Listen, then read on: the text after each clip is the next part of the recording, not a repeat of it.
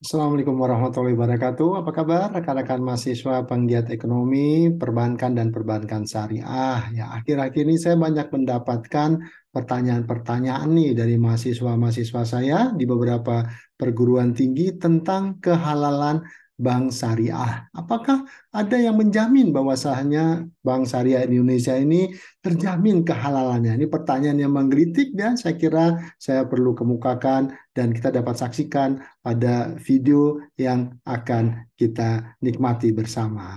Rekan-rekan mahasiswa, penggiat ekonomi keuangan, perbankan, dan perbankan syariah, ini merupakan pertanyaan yang sangat mendasar ya. Apakah ada yang menjamin halalnya bank syariah? Apakah ada yang menjamin bahwasanya bank syariah itu zero haram? Jadi tidak ada yang haram di sana. Nah, sebelum kita masuk, kita memang harus memahami beberapa hal terkait dengan kehalalan bank syariah ya. Jadi memang kehalalan bank-bank syariah kita harus menggunakan prinsip ya. Ada dua prinsip menurut pendapat saya. Bahwasanya yang prinsip pertama ini terkait dengan bahwasanya kehalalan ini membuat umat Islam lebih yakin bertransaksi dengan bank syariah. Ini tentunya pasti ya. Kemudian hati nasabah bank syariah akan lebih tenang atau istilah Islamnya yaitu tumanina an-nafs ya. Jadi rekan-rekan mahasiswa, penggiat ekonomi keuangan perbankan dan perbankan syariah, siapa ya yang menjamin sistem jaminan halal di bank syariah? Ya, yang pertama ya tentunya ada yang disebut dengan Dewan Syariah Nasional, National Sharia Board, MUI ya, dia berada di Majelis Ulama Indonesia, sering disebut dengan DSN MUI. Jadi DSN ini berwenang ya yang menetapkan dan mengeluarkan fatwa-fatwa hukum Islam terkait dengan fikih muamalah di kegiatan ekonomi dan keuangan syariah. Jadi semua fatwa terkait dengan hukum Islam, fikih muamalah itu semuanya dikeluarkan oleh Dewan Syariah Nasional.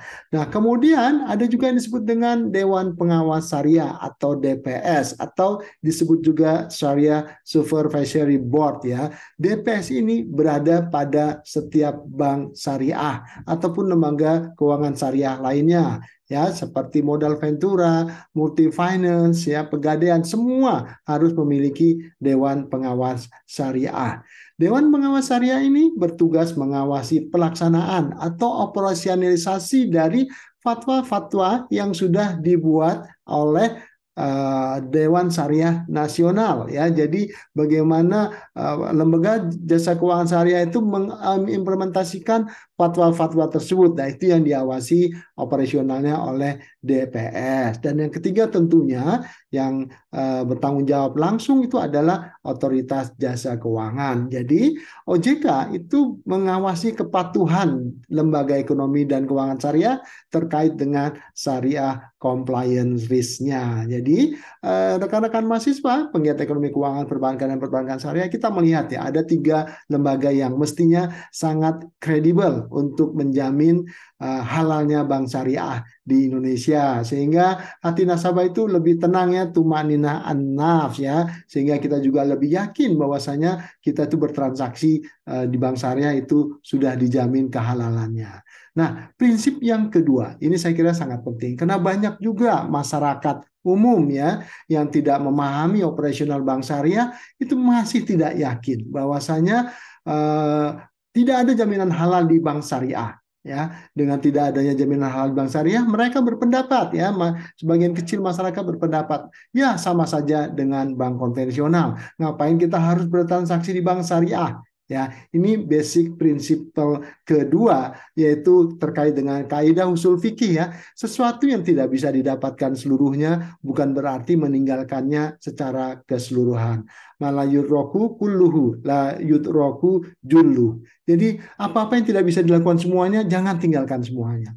Ya, jadi masyarakat yang tidak mengetahui dan tidak meyakini ya, ini ada transaksi yang menurut mereka itu tidak halal ya. Dengan alasan itu janganlah tinggalkan bank syariah itu semua karena kaidah usul fikihnya seperti kita katakan tadi ya, sesuatu yang tidak bisa didapatkan keseluruhannya bukan berarti kita harus meninggalkannya. Berarti tidak harus kita meninggalkan bank syariah karena sesuatu yang belum jelas, misalnya sesuatu yang kita anggap itu tidak sesuai dengan kaidah-kaidah fikih muamalah. Dan ini juga ya, sejalan dengan hadis ya, dengan sabda Rasulullah SAW ya, jika aku memerintahkan sesuatu maka kerjakanlah sesuai dengan kemampuan kalian. Jadi ya, kita masyarakat yang belum paham ya, jika ada perintah untuk meninggalkan bank konvensional, meninggalkan riba, maka kerjakanlah sesuai dengan kemampuan. Mungkin masih ada beberapa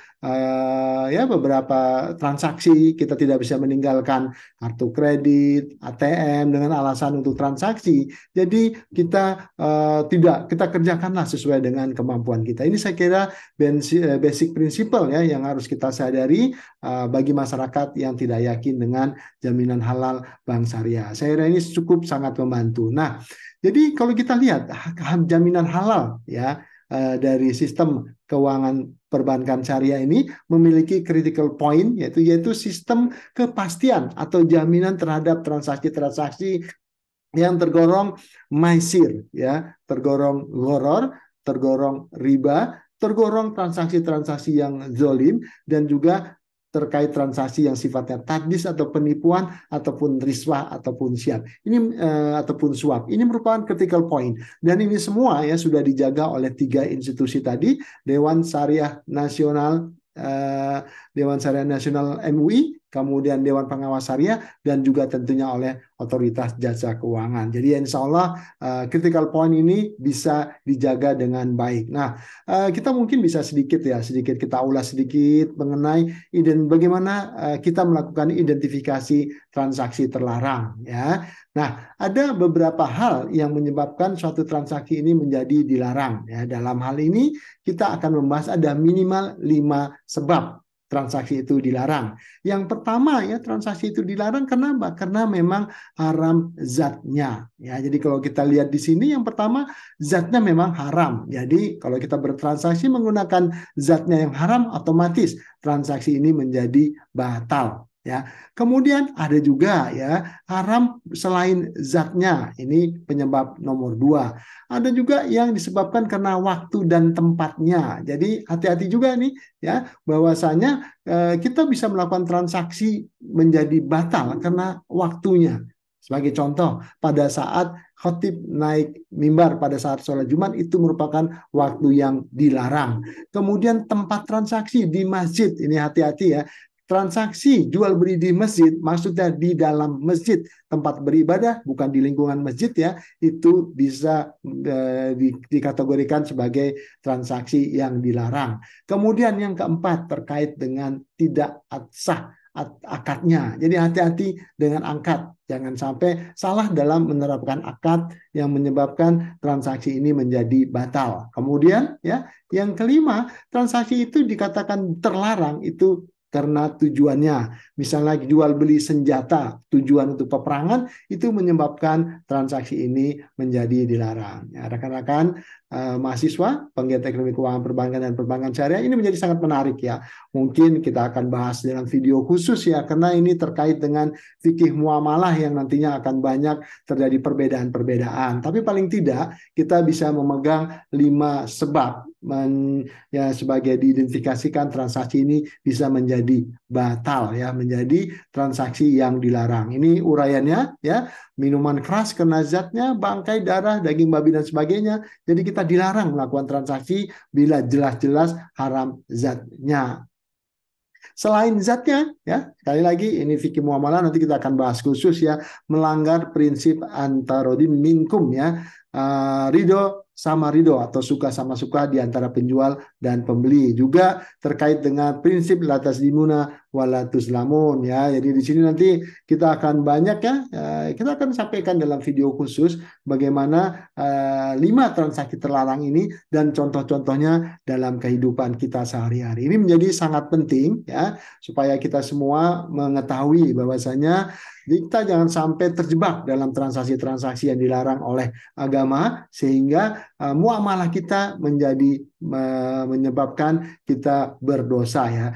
Karena riba yang sering kita bicarakan itu sebetulnya hanya sebagian kecil saja dari identifikasi transaksi terlarang. Masih banyak lagi transaksi-transaksi terlarang selain riba yang Kita karena ketidakpahaman kita melakukannya yang menyebabkan transaksi ini menjadi batal ya. Ini mungkin kita akan sampaikan di lain waktu, tapi saya hanya ingin menyampaikan bukan hendak mengajari Bapak Ibu rekan-rekan sekalian ya.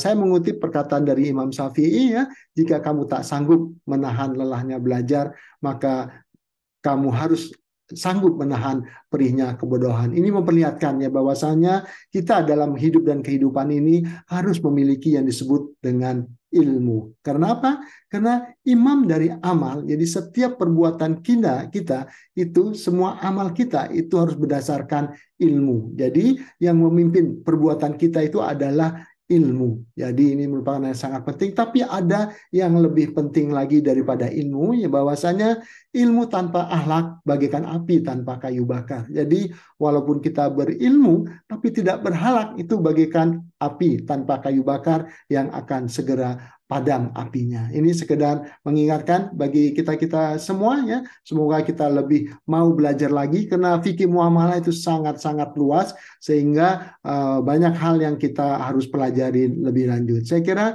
itu saja yang bisa saya sampaikan. Mudah-mudahan kita bisa diskusi lebih panjang lagi tentang fikih muamalah di Bank Syariah. Sampai jumpa. Billahi taufik wal hidayah. Assalamualaikum warahmatullahi wabarakatuh.